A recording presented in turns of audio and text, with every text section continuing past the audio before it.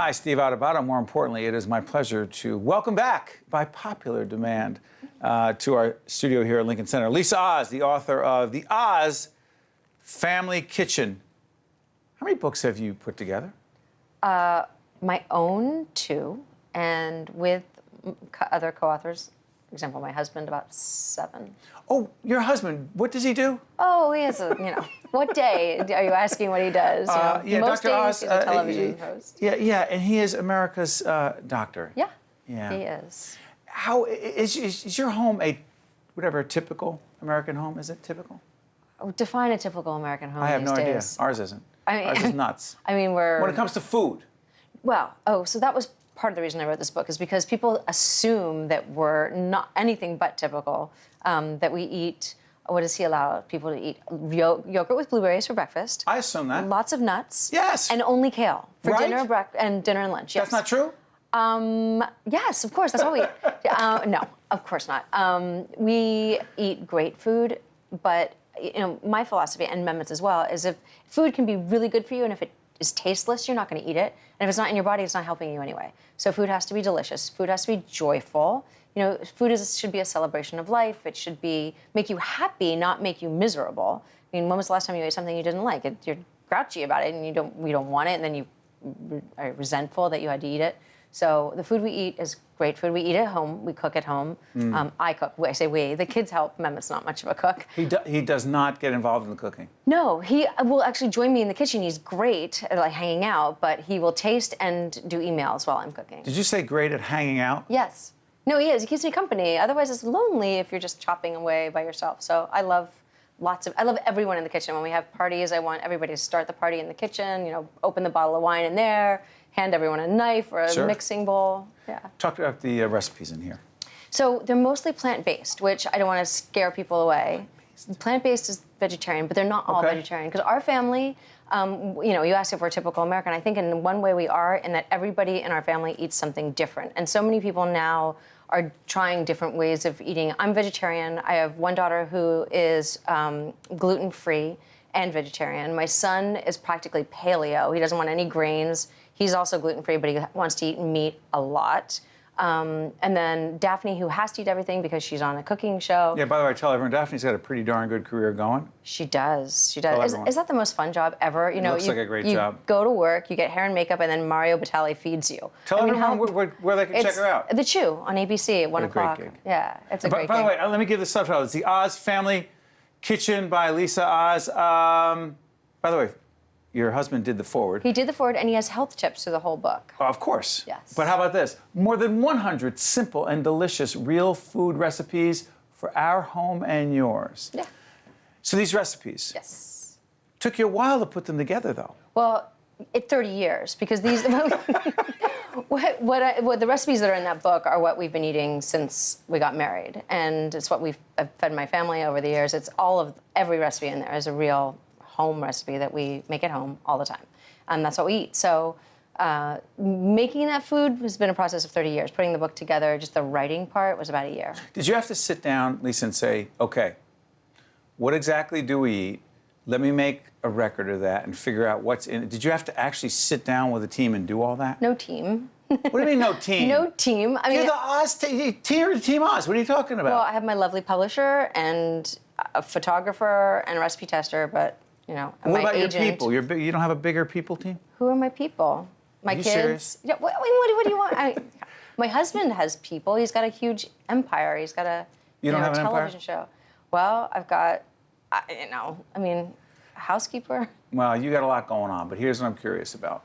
In putting this together, how much pressure did you feel? Because what's fascinating to me about this is, and I don't know the timing of this, but while this is happening, you're writing the book, and your husband's this major public figure, and anyone who's just aware of the media knows that Dr. Oz people talk about all kinds of things, and he's just someone who's people are interested in. Yeah. You are credited with helping him get through a very challenging time in his public life, right? When there was some controversy about certain issues.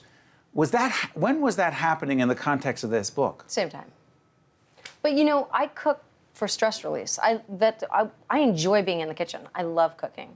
So when I'm frustrated and I want to vent off some steam or, just get away from everything, I'll go to the kitchen and be creative. It's not an extra thing to do.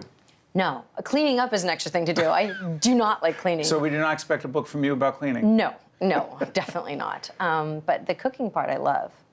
So for other folks, okay, these are easy, simple recipes. Way simple. I'm not a professional chef. I'm a home cook. These are things that I grew up cooking and that I cook for my house. Okay, I'm just going to do this, all right? I'm just going to open this up to any particular page. A random page. Yeah, all right. I'm gonna test you on this. Oh, test me. This is public television yes, testing. Yes, of course. All right. What's Wagga baby pot with? Come on, help me. I don't even know what half these things are. With udon and Asian vegetables. Yes. First of all, what is that? Udon is a Japanese noodle.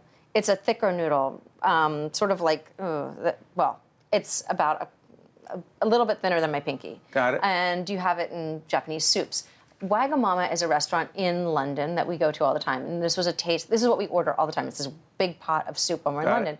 So part of the way that we come up with recipes is to travel or go on vacation, taste something exotic, come home and try and replicate the taste. This is based on a soup that we had there. It's a coconut broth, coconut milk broth with some lemongrass. It's a little bit spicy. Cilantro. Are you a cilantro person No. or not? See, my daughter hates cilantro too. Lots of chopped up vegetables. You can put tofu in it. One of the things I love to do in my house, and what makes this book kind of unique, is the idea of customizable dishes. So I'm a vegetarian, as I mentioned, some of my family isn't. So rather than having meat as the main course and then having sides that are vegetarian, we do our main course as a vegetarian. So this soup is a vegetable stock. It's not a fish stock or a chicken stock. Right. We make the bowl of soup, and then I'll do grilled shrimp or grilled chicken on the side, and whoever wants to add that in can throw that into the soup. We're all enjoying the same meal, but we have what we want. But I'll tell you what else. This is one I believe is on its own. Oh, what do you mean on its own? This one, chunky vegetarian chili. That's chili, but you can also, again, if you want to add some grilled chicken to that, grilled shrimp to that, you could actually add some grilled steak or ground beef if you wanted to on the side, rather than making the whole dish one that, is meat-based. This is great stuff. Let me ask you this. Your kids. Yeah. How much pressure, again, Daphne's having this great career right now. Your other kids are how old? 24, 20, and 16. Growing up in, you're not them, they're in this world. What do you think it's like for them growing up as a kid in the Oz family? So the older kids, Memphis only had this show for 7 years. So the older kids were kind of done that. It was still weird for them, but they didn't grow up with their dad on TV. Oliver, it's a little weird, I think. They're kind of used to it now. They don't pay a lot of attention to it. Dad is still dad. He still has to go to football games and, hang out on the weekends, fix problems. I don't think we try and be as apart from that world, as possible, but part of it is that we live in Jersey. Yeah, we're not same like here. in the city. Do people leave you alone? I mean, my husband's a doctor. Even before he was on television, if someone has a problem, they would come up and say, I have this pain right here, or my dad has had this chest pain, and that's what he does. He's a healer, so they're not supposed to leave us alone. Right. He wants to help. Leaving you alone? No. I mean, after no this... No one wants to bother me, They're just like, excuse me, can I talk to your husband? It's that kind of thing. It's all good. It is all good. It's all good. Yeah. And this book is an important book because lots of folks are trying to figure out healthy and delicious ways that are not complicated, right, to feed their family. And, you don't want people to be so intimidated by healthy eating that they just give up and go and have their Twinkie. Yeah. Last question before I let you go. Best way to convince our kids, Lisa Oz, to eat healthy is? To get them to cook with you because they're invested in what they made. Cook with us? Yeah, get them in the kitchen. Hand them a spoon. Ask them to measure for you. Even little kids can pour beans. And once they're helping in the creative process, then they're going to want to try it. You're saying being involved in the cooking process has a direct impact on the way they eat? 100%. You've seen this? Oh, yeah, with my kids, definitely.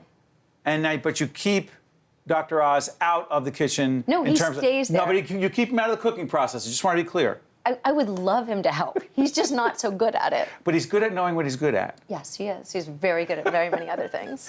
One more time, do you mind if I tell folks about it again? Please do. It's the Oz Family Kitchen. The author is Lisa Oz. Back for the second time here on One on One. More than 100 simple and delicious real food recipes for our home and yours. Lisa, thank you so much for joining us. Thank you so much Appreciate for it. having me. Stay with us. We'll be right back from the Tisch WNET studios here in the heart of Lincoln Center. Thank you, Lisa. Thank you. One on One with Steve Adubato has been a production of the Caucus Educational Corporation, celebrating over 25 years of broadcast excellence. This special edition of One on One with Steve Adubato is brought to you from the Tisch WNET studios at Lincoln Center.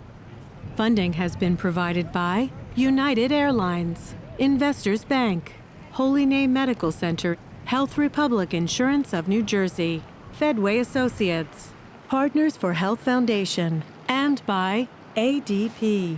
Transportation provided by Airbrook Limousine, serving the metropolitan New York, New Jersey area.